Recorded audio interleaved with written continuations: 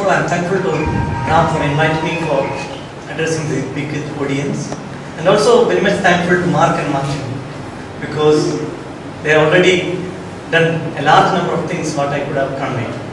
So, I addressing to the brothers and sisters of Ayurveda community, and I would like to just to retrospect from an Indian direction because the two previous speakers addressed the mass from a European or from outside India perspective. I just try to put from the reverse direction. So after decades of continuous teaching in Europe, mainly in Europe, as a beginner from to 10 years, though it was a short period, there are a lot of issues arise in day-to-day teaching areas. So as there are a lot of BMS graduates and postgraduates who already came here for a presentation, many of them have a great passion to become a teacher or to become to address to an international audience. So there are things looks very simple, but many times it makes you a little bit complex. So I'll put the content in a short way, as a simple way, as a short analysis. So let us see what will be the strength of Ayurveda. The basic thing as why we are all here, just because we have a wonderful universal outlook. As Ramana mentioned, Ayurveda was surviving in different platforms. One thing is mainly now in the base of practice and also in the base of products. But very interestingly and very importantly, why Ayurveda still strongly communicate between people because of the process of thought. Because during the education, especially in India, the whole pattern of the system, as Professor Alex mentioned yesterday, there will be a pattern will be created inside our mind that will link from the subatomic level to the cosmic level. That means in the whole process of education, we will create a sort of pattern that can be applied in almost every plane. So probably that is something we can say a universal outlook and a principle-based approach. This still is not tested. There are a lot of evaluation happen for the products. There are a lot of evaluation happen for process of practices, but still there are so many nice things to be looked into the process of thought. Why these physicians are thinking. If we start thinking from this perspective, this will give an open area how we should teach. Once we realize how we think in Ayurveda, then it will be very easy for us to know how to communicate. Again, as many of us already know, as Ayurveda has a system biological model which relates things rather than objects. Here we study things from the system biological way, and rather instead of learning something as an objective, rather we understand how it behaves each other. So, and of course, as earlier speakers told, it is natural, traditional, and simple. So probably this makes Ayurveda in a global perspective in a nice, but there are so many weaknesses. As Martin told, this science has a strong socio-cultural linkage, religious linkage. So many times when we speak into the other audience, it makes little difficult. I mean to say that when we are teaching in an international platform, the social and cultural aspect will be really challenged to explain to them in that context. And secondly, same words and many meanings.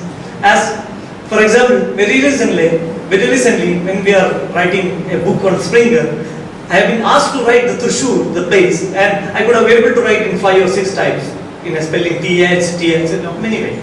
So similar way in Sanskrit also, when we have many words and it has also have many way of writing as well as many meaning. This makes sometimes really a weakness of the system because we are not able to define in different contexts, even though we have something there. And very unfortunately, there is not having a proper structural data what people expect from outside. We know that we have a structural data, the way what we are learning, because we are learned from a pattern style where we connect each other. But when a student endpoint, immediately after certain course of education, they will ask, what shall I read next? So after BAMS, a student asks, what shall I read? We can say, you read Ashtanga Hridayam or you read something like that. But which will be really tough for a student who is outside India to read this type of Samhitas. So there will be a real need to frame a ladder so that they can climb upon. And of course, the language and grammar. Martin has already explained the relevance and the necessity of the language. Again, Mark has already mentioned to come to a common language. Even in India, we have a lot of difficulties. As you know, our local languages are more closely related with Sanskrit. When you take into other languages, we may have difficulty to communicate. But still, there are a lot of opportunities. Very, very importantly, there is immense opportunities if you make a rigorous preparation. Because, as you can see, there are many countries where many schools are ready to have education of Ayurveda, and if you are properly prepared, that allows to think globally. So this will open up a thinking of global perspective. Also, it allows us to think from a cross-cultural dimension of health. So during a graduation or an Indian perspective, we confine ourselves in our mind that we understand how things work. But when you go to another country, it will not necessary to be so. Whether it will be correct or not correct, this takes more time. For example, there is a winter and we are going to give a nasya, we will have a problem whether this patient can go outside or not. Because whether it make a problem or not make a problem, we don't know. Sometimes they may not get any problem because they are so satmiya to that atmosphere. So it needs a lot of cross-cultural understanding how their lifestyle is, how their body nature is in a different perspective. Again, it will give a great opportunity to make a mentorship, to become a teacher of a global teacher, from a local teacher to a global teacher. This will really make you help to visualize how different cultures are linked with health and how they manage. And as you know, in India, the students who is learning Ayurveda, as previous speakers mentioned, they will be utilizing this as a profession or job to help somebody else. But when you adjust to the global way, a large number of people may be thinking that this may be helping for themselves, some self-help. Again, there are threats. The biggest threat is the poor quality of books. Very unfortunately, as I mentioned, we don't have a proper ladder to climb. So after a certain period of education, many times students will ask, which book shall I read?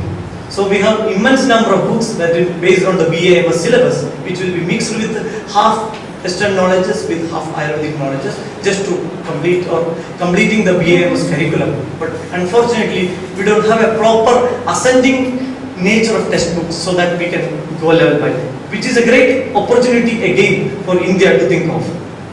And contradictory statement between teacher to teacher. So many times it will become very funny as a teacher. One teacher might have told something, another teacher will be telling something, which makes time always confused. But it is very important that what we communicate will be very much transparent from the end point. And last before least, the language constraints, because the accent and the way you communicate, to finding a person who will be translating. Many times I was so surprised when I was giving lessons in Dr. Antonio Morandi's school in Milan, as well as in the Mars school, because there will be a person who will be translating me, and I will be selling Brahmana. So it is really tough for him to identify a good word similar to word in Germany, because he already known Ayurveda. So it is really tough to choose what will be the right word in that language. So probably language is really strained, and it is very important to find a language where we are supposed to identify the terms as per Ayurveda. A universal language for Ayurveda would be a very important thing to be done. Again, in the audience, in the students, they will be having a diversified interest. As you know, in India, we have BAMS, MD, which will be looking for a career for themselves as well as for their life. But when you address into the mass as an Ayurvedic teacher, the audience will be a mixed group and they will be having a diversified interest. So it will be sometimes it will be tough what to be communicated. So again, these all threats are really can be converted into opportunity, so that all there are great opportunity to become a good teacher all over the world. And teaching is not simply communicating something between one person to other, because rather than that, it is a sharing of knowledge and experience and tradition of the whole country. So I'm thankful to all of you hearing me, and I'm really thankful to my teacher, Dr. Srinivas Acharya, who's made me to me like this. Thank you.